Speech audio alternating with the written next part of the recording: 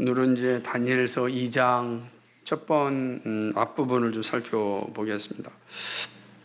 축구 경기를 이렇게 하다 보면 아주 중요한 필수적인 운동이 있습니다. 준비 운동입니다. 그죠? 스트레칭을 충분히 하고 들어가야 됩니다. 준비 운동이 없으면 이게 축구 경기에 들어가서 반드시 사고를 당합니다. 그래서 이 운동선수들은 정말 시합하기 전에 충분하게 몸을 이렇게 풀어서 몸을 아주 유연하게 이렇게 만들어 놓고 이제 들어가는 것입니다. 그래야만 운동도 즐기고 몸도 안 다치고 그렇습니다. 그러지 않고 그냥 괜찮다라고 들어가면 반드시 이제 위험한 순간이 오게 되는 것입니다. 오늘 우리가 읽는 이 다니엘서 2장은 다니엘서 전체를 이해하는 그 준비 운동과 같은 그런 장입니다. 그래서 2장 전체를 잘 이해하면 이제 앞으로 이어지는 이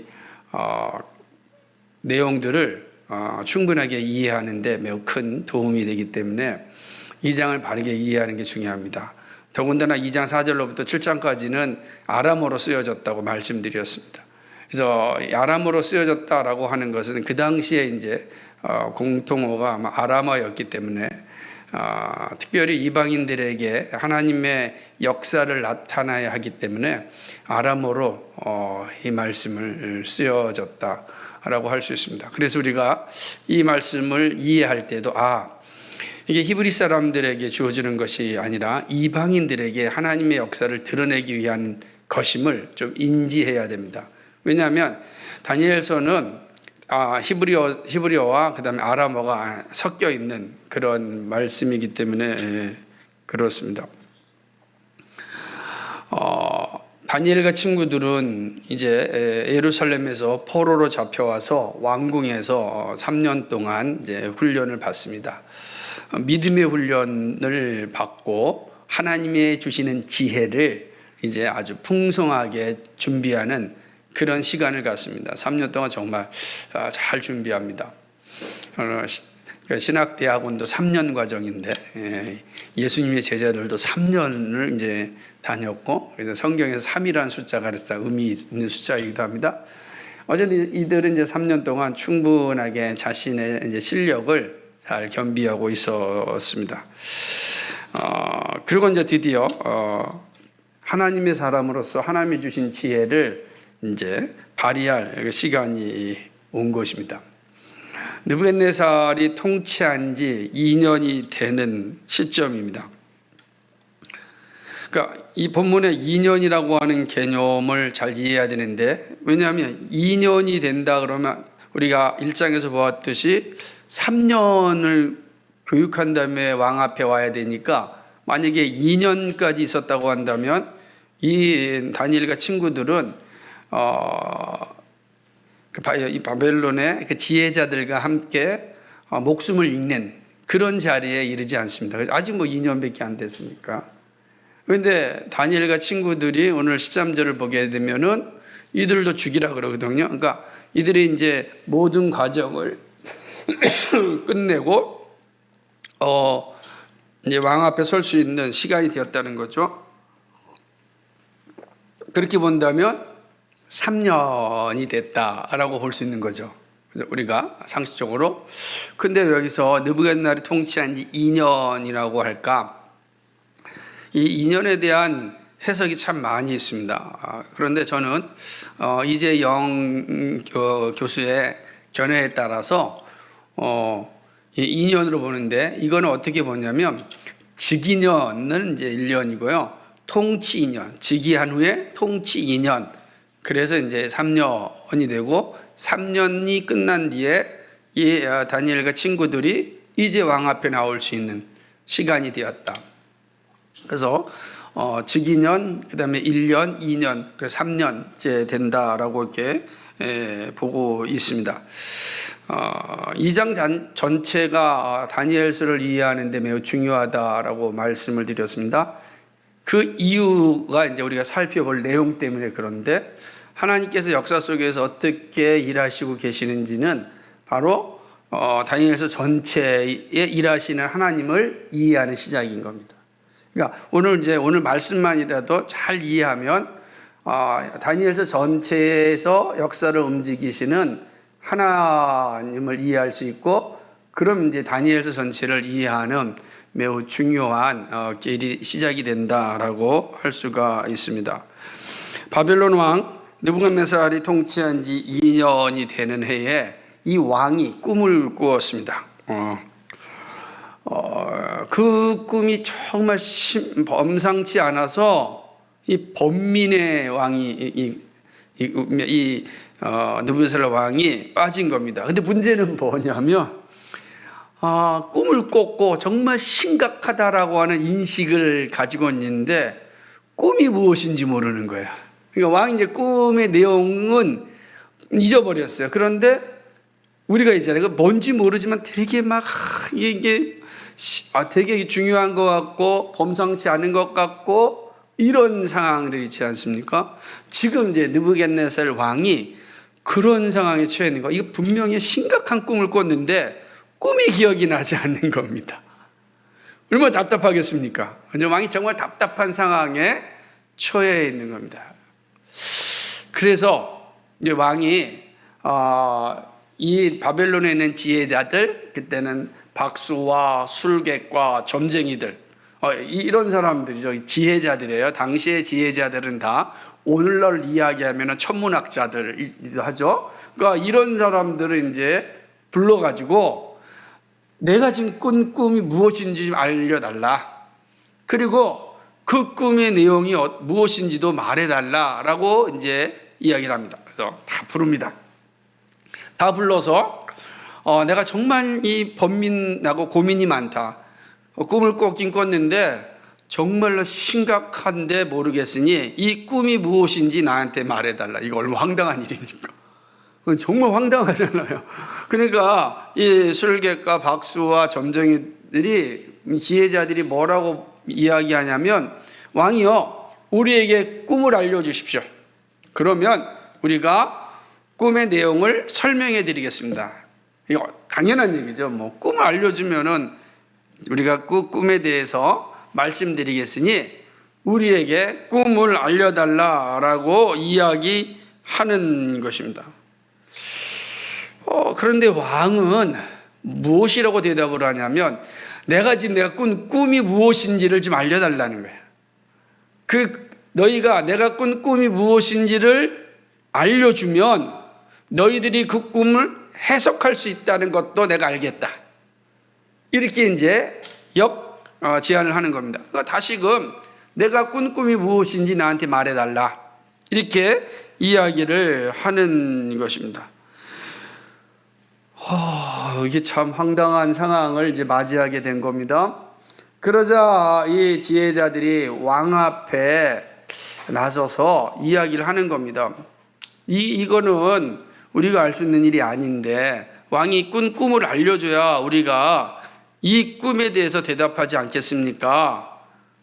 그 왕은 이들의 말에 전혀 요동하지 않고 너희들이 이 꿈에 대해서 말해주지 아니하면은 다 죽이겠다. 이렇게 이야기를 하는 것입니다. 너희 몸을 쪼갤 것이고 너희 집은 거름덩이로 만들 것이다 라고 이야기합니다. 그러나 너희가 내 꿈을 알려주고 그리고 해석하여 보인다면 선물과 상과 큰 영광을 내게서 얻을 것이다 라고 이야기합니다. 이거 두 개가, 하나는 상이고 하나는 칼이에요. 그죠? 두 개가 있는 상황입니다. 근데 여러분이 생각해 봐도 이게 얼마나 황당한 일이겠습니까? 저 사람의 왜 꿈을 알려달라니, 내용도 아니고 꿈 그 자체를 말해달라니 얼마나 황당하겠습니까? 그러니까 이 황당한 상황에 이 지혜자들은 다시금 왕에게 재요청합니다. 왕이요, 그 꿈을 알려주십시오.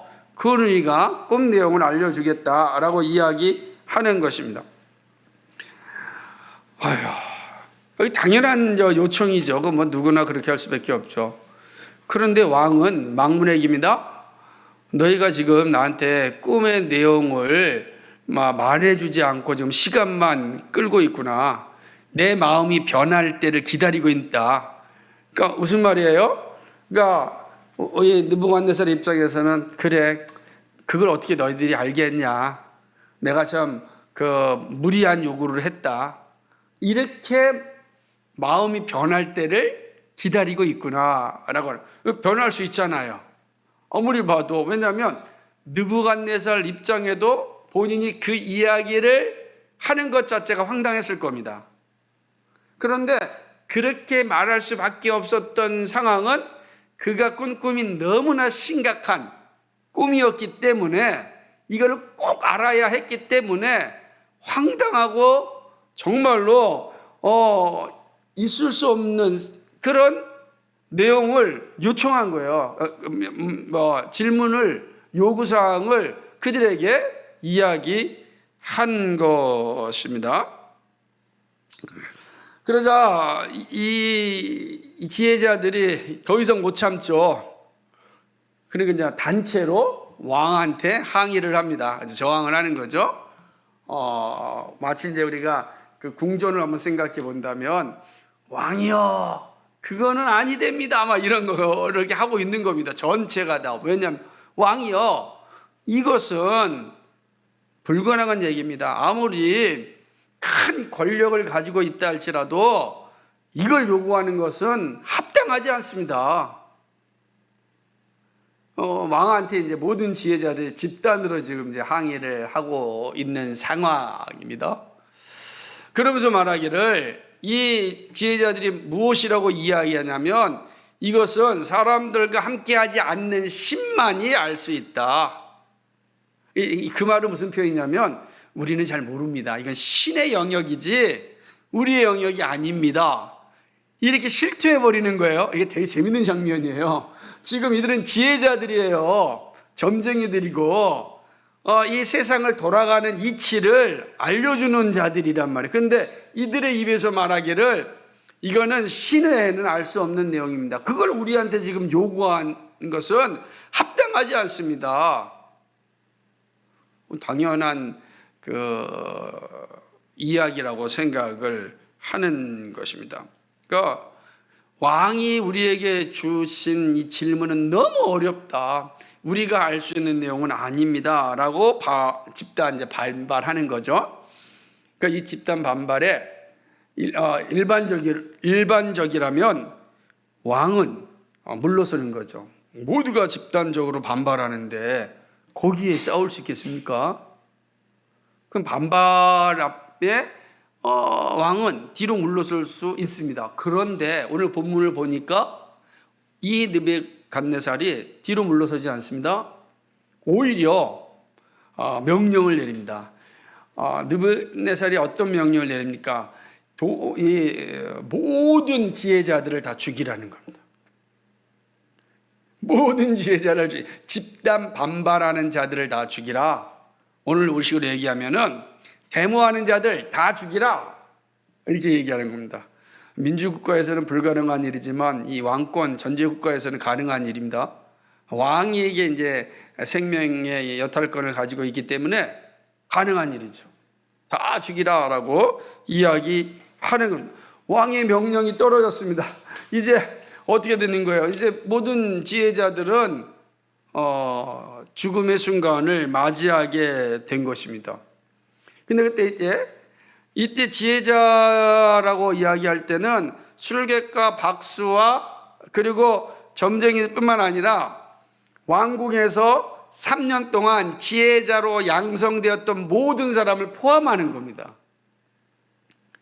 그러니까 그 지혜자들은 예루살렘에서 왔던 다니엘과 친구들뿐만 아니라 또 다른 친구들을 비롯하여서 수많은 지혜자들을 포함해서 다 죽이라는 거예요. 왕이. 기가 막힌 일 아니겠습니까? 그러니까 13절에 보니까 어떻게 됐습니까? 왕의 명령의 내림에 지혜자들은 죽게 되었고 다니엘과 그의 친구들도 죽이려고 찾았더라. 그러니까 막또 홍두깨라고 완전히 이게 이제 기가 막힌 상황이 된 거죠. 이게 무슨 일인가?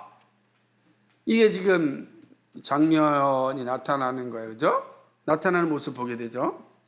그러니까 여기서 있는 내용대로 본다면 이건 이제 느부갓네살이 너무 오만한 거 아닌가? 자기 권력을 가지고 그죠?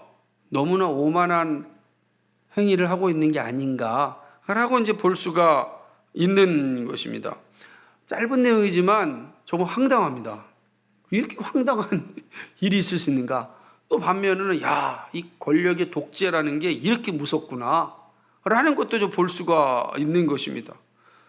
아니 자신이 꿈꿈이 무엇인지 말하고 알려달라는 것이 정상적이지 자신이 꿈꿈이 무엇인지를 알려달라는 게 이게 말이 되는가? 이거는 의도적으로 우리를 죽이려고 하는 그런 속셈이 있는 건 아닌가? 이게 온갖 이제 일들이 다 있는 겁니다. 우리가 그 아주 나쁜 행위를 하는 친구들 가운데 이런 내용 500원 주고서 야 가서 빵 사오고 1,000원 거슬러 와 이런 겁니다. 여러분 그런 거 경험해 보지 않으셨겠죠? 저는 이제 그런 거 경험해 봐서 합니다.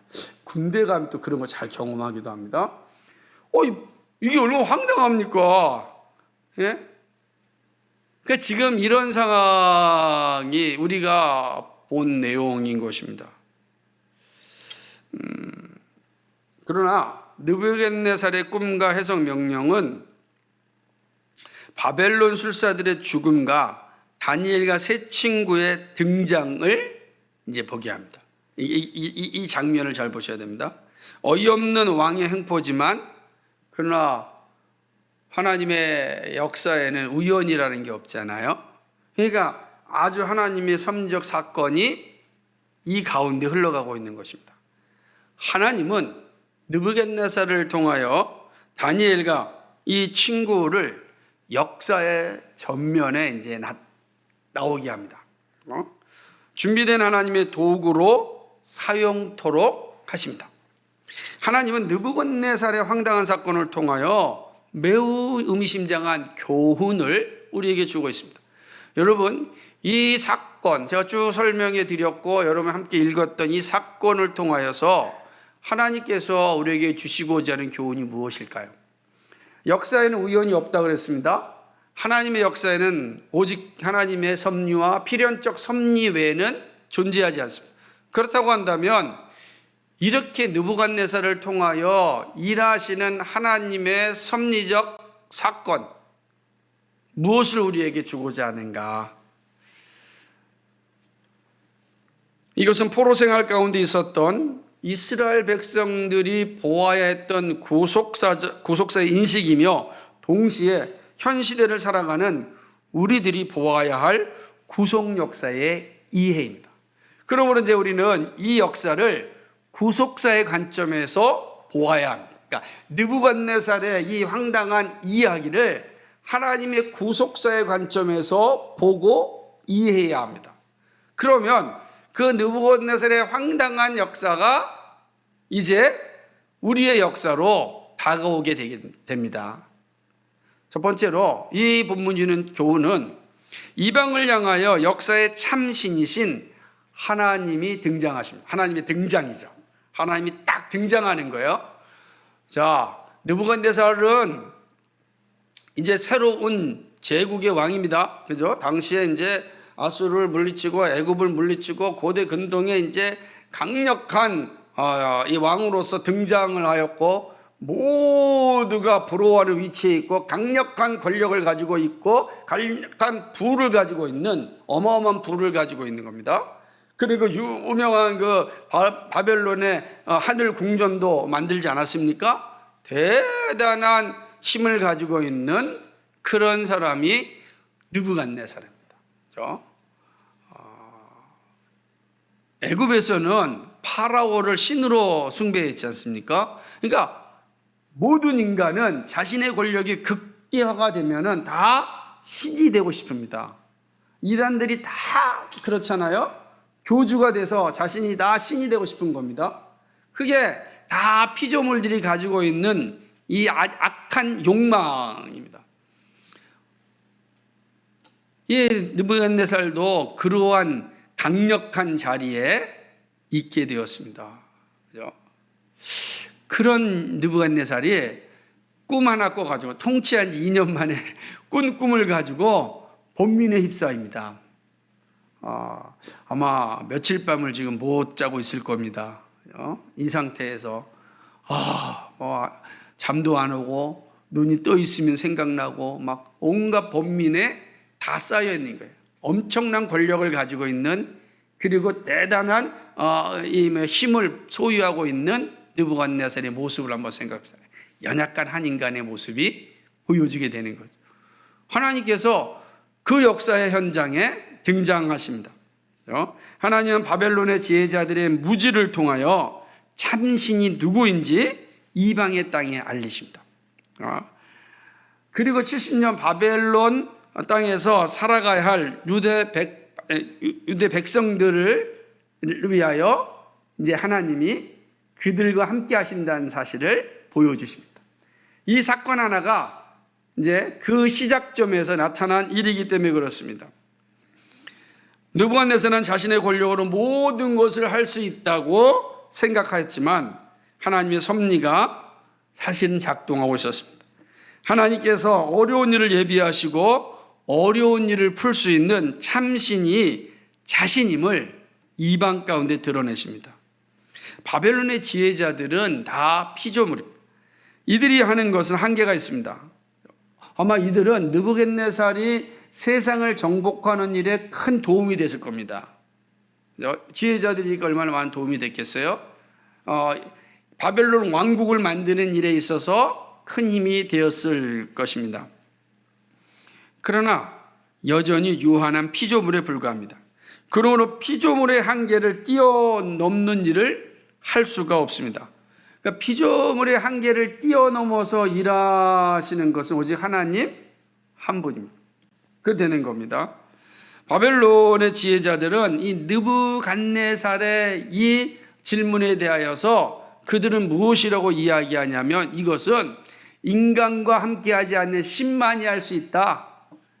스스로 자신들을 인정합니다. 우리는 아무것도 할 수 없습니다. 우리는 이거 할 수 없습니다. 모릅니다. 라고 이제 이야기한 자신들의 연약함, 자신들의 한계를 분명하게 이제 드러내는 것입니다. 그러면서 말하기를 이거는 오직 참 신만이 할 수 있다. 우리는 하지 못하고 참 신만이 할 수 있다는 거예요. 만약에 이런 질문이 없었다고 한다면 아마 자신들이 참신이고 그리고 느부갓네살과 함께 신들의 나라에서 사는 그런 존재로서 부귀영화를 누리며 살았을 겁니다. 그런데 이 느부갓네살의 이 질문 앞에 이 지혜자들이 꼬리를 탁 내립니다. 우리는 모릅니다. 오직 참 신만이 이것을 알 수 있습니다. 라고 이야기하는 겁니다. 칼빈 목사님은요, 이 상황을 이렇게 이야기합니다.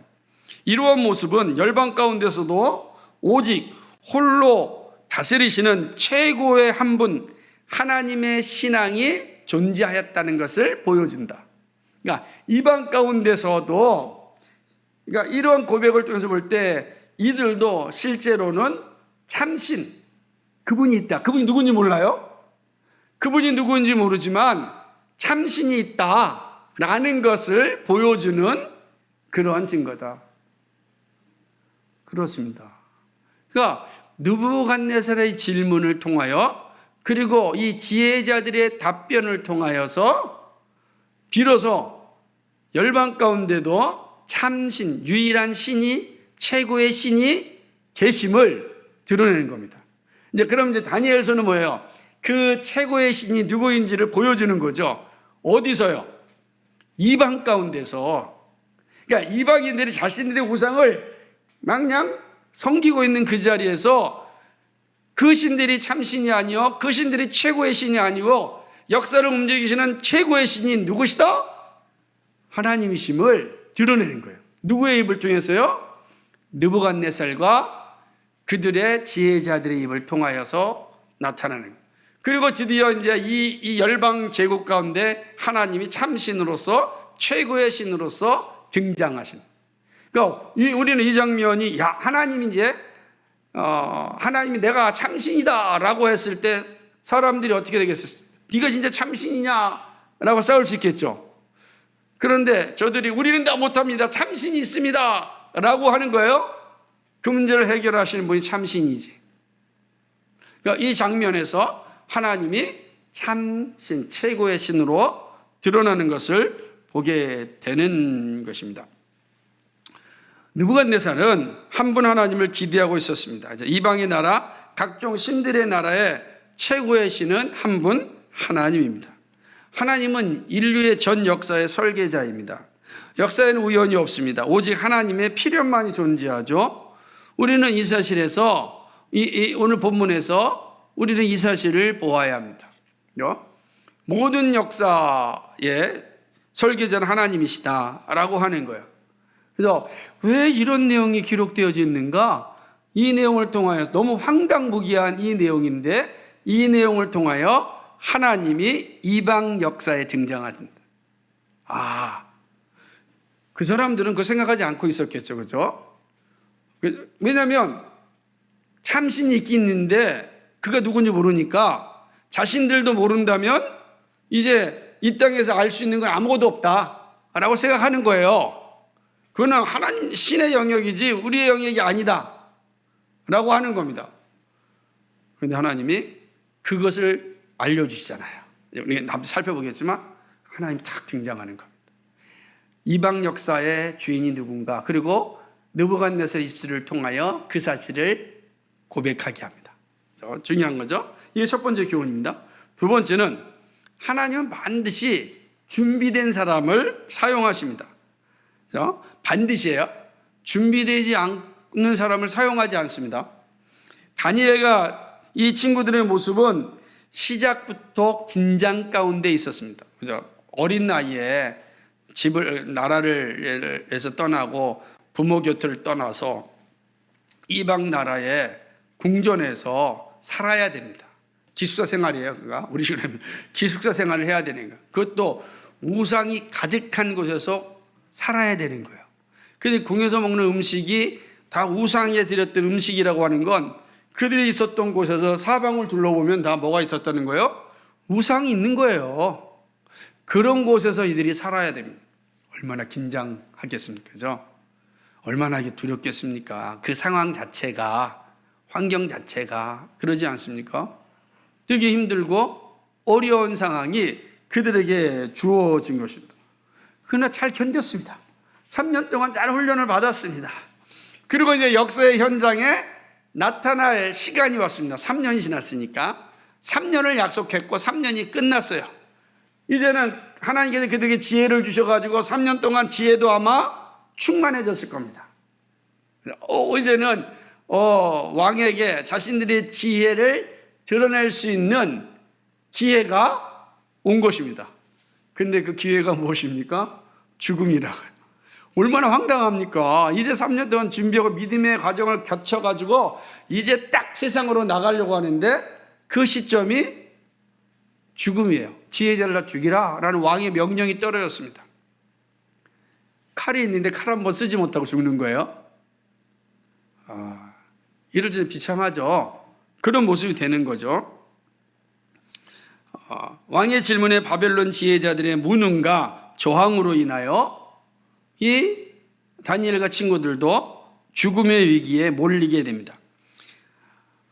잘 준비했는데 이들은 그 시작하자마자 꽃도 피우지 못하고 죽음의 자리에 내몰리게 된 것입니다.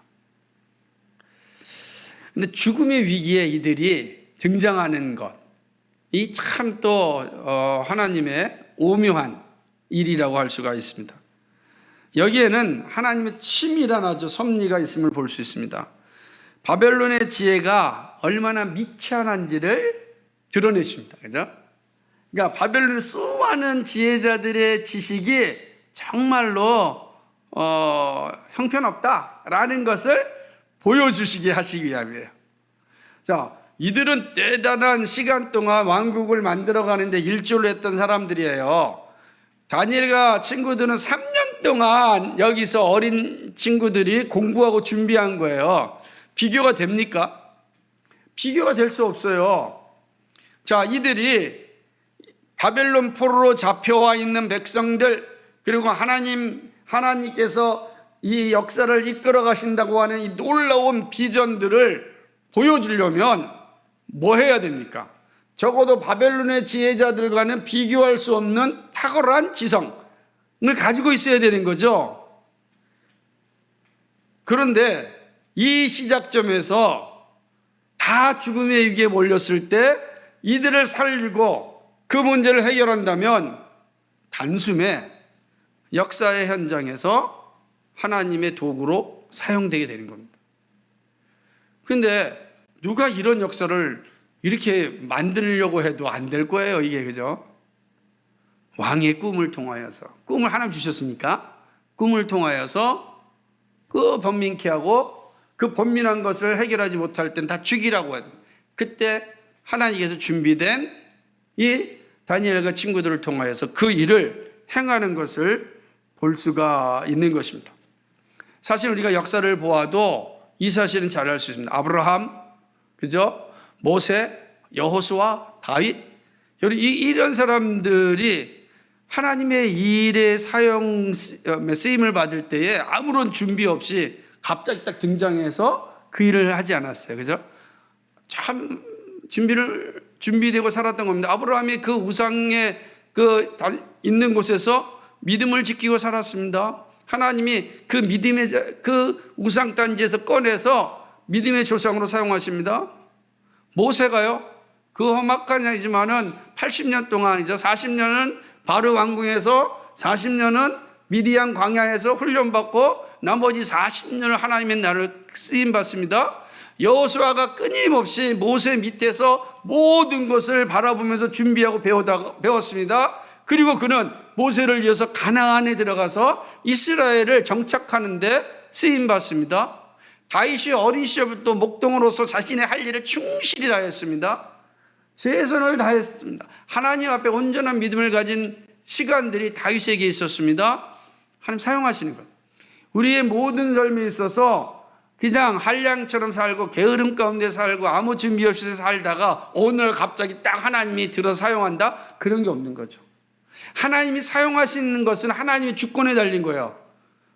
그죠? 내가 준비를 다 했다 할지라도 하나님이 사용하지 않으면 사용하지 않는 거예요. 그러나 하나님이 사용하실 때는 준비된 사람을 사용한다는 거예요. 준비된 사람을. 하나님께서 다니엘과 친구들을 준비시켜 놓으셨잖아요. 그리고 그들을 사용하실 환경을 하나님께서 치밀하게 만들어 놓으십니다. 우리 다음에 살펴보면 알겠지만 이 다니엘과 친구들이 이 참으로 황당무계한 이 느부갓네살의 이 질문 앞에 그들이 준비하는 과정이 정말 아름답습니다.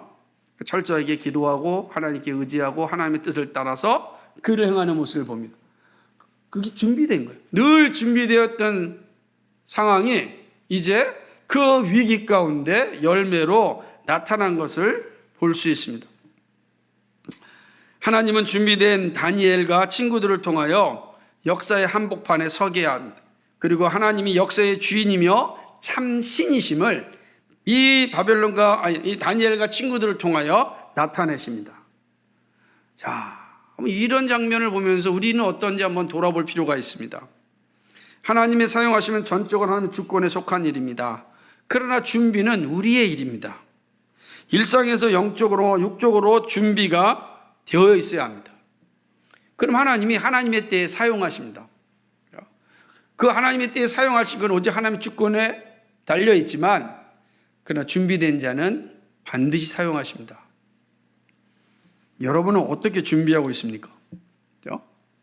이것이 오늘 본문을 통해서 우리에게 주는 두 번째 교훈인 것입니다. 마지막 세 번째 교훈은요, 세상은 하나님을 찾고 있음을 기억해야 합니다. 이걸 보여주는 거예요. 세상은 교회를 무시하고 모욕하고 핍박하지만 이 모든 행위는 참 하나님을 알고자 하는 몸부림이라고 생각합니다. 느부갓네살의 행위는 누가 보아도 이해할 수 없습니다. 그러나 느부갓네살은 참 하나님은 이 일을 충분히 알 수 있다고 믿었습니다. 분명히 이걸 알 수 있는 사람이 있다. 이걸 알 수 있는 존재가 있다라고 하는. 자 보세요. 느부갓네살이 그걸 불가능하다. 누구도 이걸 모른다라고 한다면 그 말 하겠습니까? 얼마나 이게 느부갓네살이 바벨론에 있는 모든 사람을 다 죽여도 모를 겁니다. 지혜자뿐만 아니라 지혜자를 다 죽였다면은 그 밑에는 뭐 일반적인 모든 사람들은 더 모를 거 아니겠어요? 다 죽인다 그래도 바벨론의 꿈을 알 수 있는 사람은 없는 게 상식적으로 생각하는 거죠. 근데 바벨론은 느부갓네살은 그렇게 생각하지 않았어요. 이거 알 수 있는 거죠. 이야기한 겁니다. 그리고 빨리 알려달라라고 이야기하는 것입니다. 그러나 그는 참 하나님이 누구인지 알 수 없었습니다. 이방의 신전들 가운데 살았던 이들이 어떻게 알 수 있겠습니까? 생명이 없이 죽은 자들에게 생명이신 하나님을 알 수 없습니다. 그렇죠? 불가능한 것입니다. 하지만 인간은 우리의 영혼은 영적으로는 죽었지만 일반 은혜로 우리에게 무엇을 주셨어요? 양심을 주셨잖아요. 이 양심 속에서 신에 대한 갈망이 있는 거예요. 근데 그거는 일반 은혜지 특별 계신 하나님을 알 수 있는 게 아니에요. 그 모든 사람들이 자연 종교를 가지고 있어요. 하나님을 만나지 못하면 그 양심이 작동을 하여서 일반 종교, 자연 종교를 찾는 거예요. 느부갓네살도 마찬가지죠. 우상들 가운데 있고 다 일반 은혜가 왜냐하면 자신들의 불안한 공간을 신들이 채워지지 아니하면은 감당할 수가 없거든요. 그러니까 전쟁을 나갈 때도 혼자 나간 것과 신들과 함께 나가는 것과 이게 차원이 다르잖아요. 그러니까 그런 두려움 가운데 늘 살았던 그 사람들입니다. 그게 양심의 일반 은혜로 작동하는 양심이에요. 그러나 그 양심으로는 일반 은혜로는 하나님을 만날 수가 없는 겁니다. 하나님이 나타나셔야만 돼요. 하나님이 나타나셔야만 하나님을 만날 수가 있는 겁니다. 느부갓네살의 그 절규가 있어요. 이 문제를 해결할 분이 있는데 누군지 모르는 거죠. 알 수도 없는 겁니다. 그런 상황 때 이 느부갓네살이 지금 처하여 있는 겁니다. 그런데 하나님께서 느부갓네살에게 나타나기로 작정하셨습니다. 그의 무식함과 폭력적인 행동은 하나님을 찾고자 하는 발버둥이라고 할 수 있습니다. 여러분, 이 무식함과 이 폭력적인 게 자신도 알아요. 모르겠습니까? 그러나 그렇게까지 해야만 하는 그 갈등, 그 고뇌, 그 무서움, 그거 지금 이 느부갓네살에게 있는 겁니다. 그러니까 지금 아주 절규하고 있는 그런 모습인 거죠. 하나님은 거짓 신들을 버리게 합니다. 그리고 다니엘과 친구들을 통하여 느부갓네살을 만나 주십니다. 이 사건이 놀라운 거예요. 우리가 나중에 살펴보겠지만은 다니엘서 2장 47절에 다니엘을 통하여 하나님을 만났던 느부갓네살의 고백이 나옵니다. 한번 읽어볼까요? 47절 시작. 왕이 대답하여 다니엘에게 이르되 너희 하나님은 참으로 모든 신들의 신이시요 모든 왕의 주제시로다. 내가 능히 이 은밀한 것을 나타내었으니 네 하나님은 또 은밀한 것을 나타내시는 이시로다. 아멘. 이방의 왕이 뭐라고 고백합니까? 너희 하나님은 참으로 모든 신들의 신이라, 모든 왕의 주인이라, 이렇게 고백합니다. 이게 가능한 일일까요? 하나님이 나타나시지 않았다고 한다면 느부갓네살의 입술을 통하여 이런 신앙 고백이 나오지 못합니다. 하나님을 만날 수가 없는 거죠. 왜냐하면 앞서서 이 지혜자들은 사람과 함께하지 않은 신만이 이 문제를 알 수 있다고 그랬어요. 그럼 지금 이 바벨론의 지혜자들이 말했던 그 신은 지금 느부갓네살의 입술을 통해 나타난 하나님, 동일한 분이죠. 그러니까 그들은 알지 못하는 신이지만 다니엘과 친구들을 통하여서 그들이 말했던 그 신이 누구라고요? 하나님이시다. 그게 2장 47절의 고백인 것입니다. 세상은 이 느부갓네살처럼 하나님을 찾고 있습니다. 이들이 찾을 때 분명하게 알려줄 수 있어야 합니다. 우리는 그런 측면에서 베드로 사도의 말씀을 기억해야 됩니다. 베드로 전서 3장 15절에 있는 말씀처럼 너희 마음에 그리스도를 주로 삼아 거룩하게 하고 너희 속에 있는 소망에 관한 이유를 묻는 자에게는 대답할 것을 항상 준비하되 온유와 두려움으로 하고. 아멘. 하나님을 찾고 있는 세상을 긍휼한 마음을 가지고 언제든지 복음을 전할 수 있어야 합니다. 세상은요, 절규하고 있는 겁니다. 저들이 소망을 둘 데가 없으니까 권력에 소망을 두고, 저들이 안식을 누리지 못하니까 돈에 안식을 두고 그러는 거예요. 모르는 거예요. 근데 그것은 뭐죠? 나는 진짜 참된 안식을 찾고 싶다. 나는 진짜 참된 소망을 찾고 싶다라는 몸부림의 표현인 거예요. 그걸 모르니까 지금 다른 자연 종교를 붙잡고 있고, 아니면 종교를 붙잡고 있지 않는 사람들은 그 권력과 그리고 이 물질이 자신의 신이 되어서 매달려 사는 겁니다. 살려달라는 외침이잖아요. 이거 없으면 못 살잖아요. 여러분, 돈이 주인인 사람이 돈 없으면 살겠습니까? 여러분, 권력이 있는 사람이 권력이 없어지면 어떻게 되겠습니까? 인기가, 신인 사람들이 인기가 없어지면 어떻게 되겠습니까? 정말로 절규하고 있는 거예요. 거기에 안식이 없거든요. 거기에. 그러니까 그거 붙잡고 사는 거. 그 신기루와 같은 건데 그거 붙잡고 사는 거예요. 그래야만 자기의 존재 이유가 거기 있다고 바둥바둥 떠는 거예요. 우리는 그런 세상을 향하여서 소망이 무엇인지를 알려주어야 합니다. 근데 소망을 알려주려면 소망을 가지고 사는 사람만이 알려줄 수 있죠. 내가 정말 소망을 가지고 살고 있느냐가 중요하지 않겠습니까? 나는 소망을 가지고 살고 있지 않는데 소망을 말해줄 수 있겠습니까? 나 역시도 돈과 권력과 인기가 이런 것이 나의 주인이라고 한다면 다른 사람에게 그걸 말할 수 있겠습니까? 교회를 세우는 사람이 교회를 소개할 수 있습니다. 우리가 교회로 모이고 교회로 흩어지고 교회로 사는 것 아닙니까? 우리가 교회 오는 게 아니라 교회로 모이는 거고, 집에 가는 게 아니라 교회로 흩어지는 거잖아요. 이거 항상 기억해야 되는 겁니다. 그러면 내가 지금 살고 있는 게 교회로서 사는 겁니다.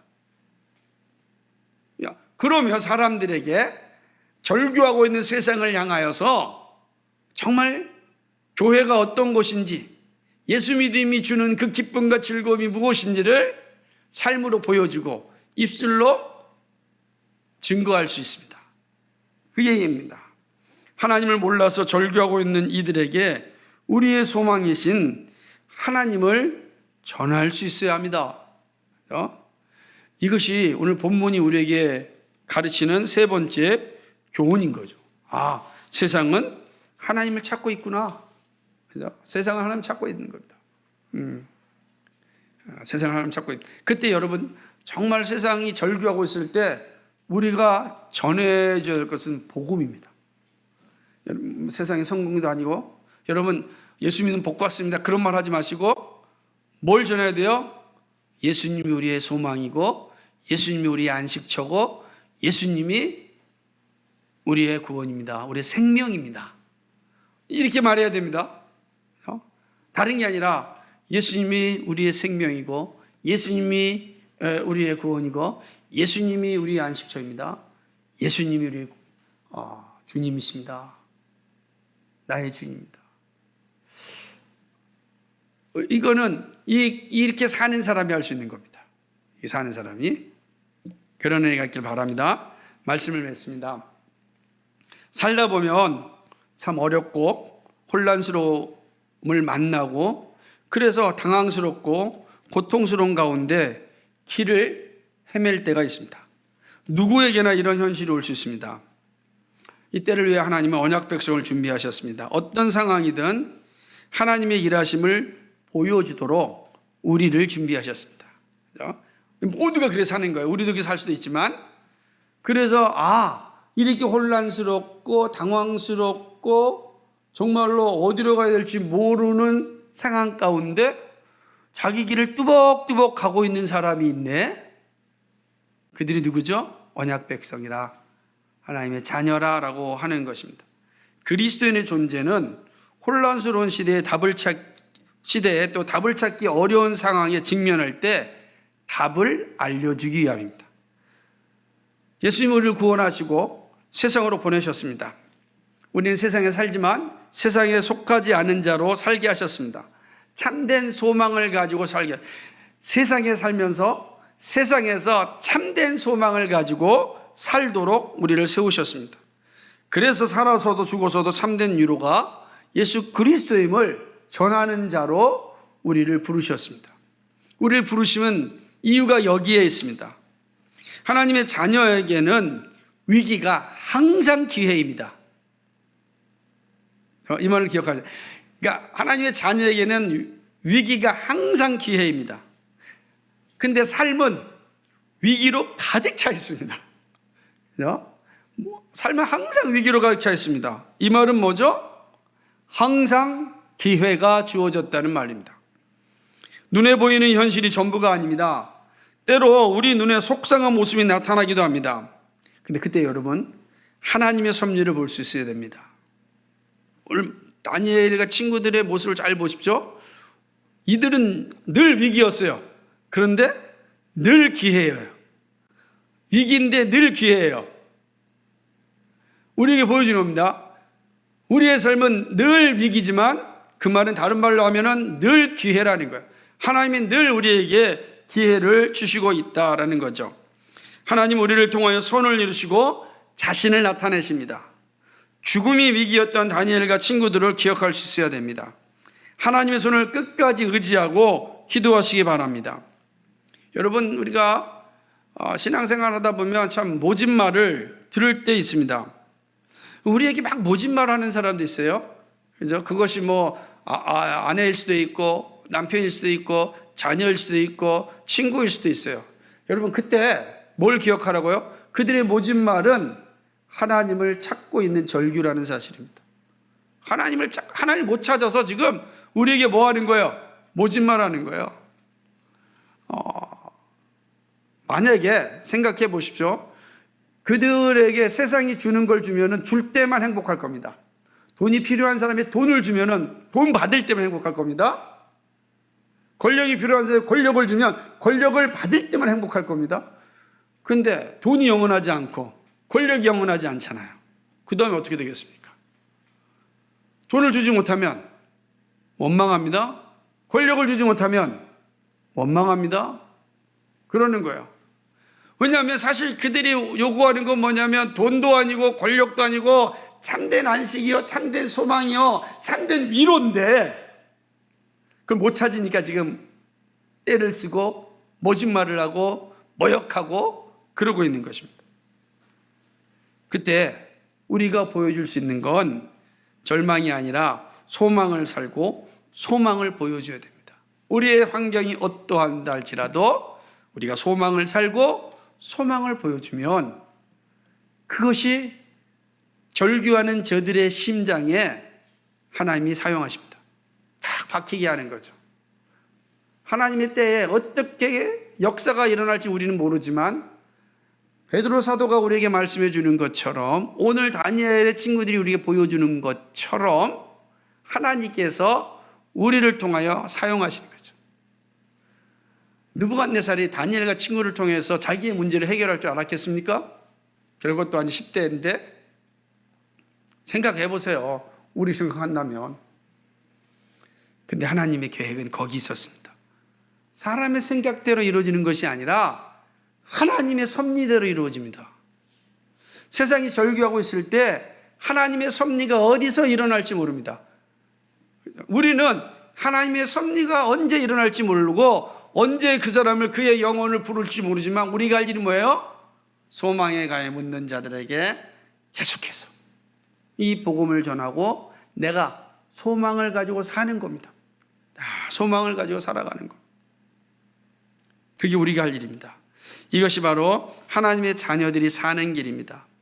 사랑하는 여러분, 오늘도 믿음의 주요 온전케 하시는 그리스도를 늘 바라보면서 이 믿음의 길을 걸어가시기 바랍니다. 우리가 하나님께서 우리를 그 길을 걸어갈 때 하나님이 우리를 통하여 놀라운 역사를 일으키십니다. 뜨복뜨복 주의 영광을 위하여 달려가는 우리 모두가 되기를 주님의 이름으로 간절히 축복합니다. 거룩하시고 자비하신 하나님 아버지, 고맙고 감사를 드립니다. 이방 역사에 등장하시는 하나님을 보았습니다. 준비된 자를 반드시 사용하시는 하나님을 보았습니다. 세상은 하나님을 찾고자 절규하고 있음을 보았습니다. 다니엘의 이 모습을 통하여서 우리에게 알려주고 있습니다. 우리가 저들에게 주는 그리스도시요 살아계신 하나님의 아들이심을 보여주어야 합니다. 삶의 소망이 없이 절규하는 저들에게 예수 믿음이 진짜 소망임을 우리의 삶으로 보여줘야 합니다. 우리가 힘들고 어려운 상황 가운데 있을지라도 하나님의 섭리적 이 놀라운 은혜를 기억하면서 끝까지 담대하게 복음을 전하고 살아야 합니다. 우리가 전해줄 것은 이 놀라운 복음입니다. 이 복음은 반드시 역사합니다. 그러므로 우리는 이 역사하는 복음을 위하여 우리의 생애를 살아갈 수 있도록 하나님 해야 합니다. 거룩하신 하나님, 그러나 여전히 우리는 연약하고 부족하기에 성령 하나님의 도우심이 정말 필요합니다. 믿음의 주 온전케 하신 예수를 바라보며 걸어갈 수 있는 믿음을 주옵소서, 지치지 않는 힘을 주시옵소서, 담대하게 복음을 전할 수 있도록 도와주옵소서, 그리하여 하나님께 영광 돌릴 수 있도록 인도하여 주옵소서. 감사합니다. 예수 그리스도의 이름 받들어 기도하옵나이다. 아멘.